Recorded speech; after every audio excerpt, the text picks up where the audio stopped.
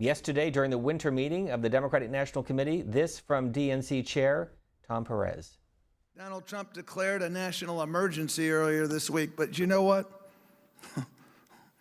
It's just, you know where there's a national emergency? There's a national emergency of gun violence.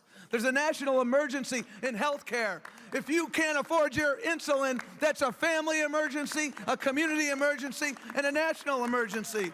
We have a national emergency on climate. We have a national emergency of voter suppression. We have a national emergency for women who work a fair day's wage and don't get a fair day's pay. Folks, 400 years after the arrival of slavery, we still have a national emergency where the President of the United States, after Charlottesville, can't call racism racism. We have a national emergency. Those are the emergencies we should be dealing with.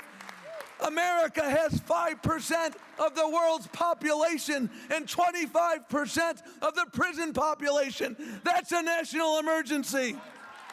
Too many Americans are living paycheck to paycheck. That's a national emergency. Americans are carrying $1.5 trillion of student debt. That's a national emergency. Tom Perez at the winter meeting of the Democratic National Committee. It is on our website at cspan.org. And this from the New York Times: Trump's move to bypass Congress for wall funding, putting the GOP in a bind, looking at what impact it could have in the 2020 presidential race.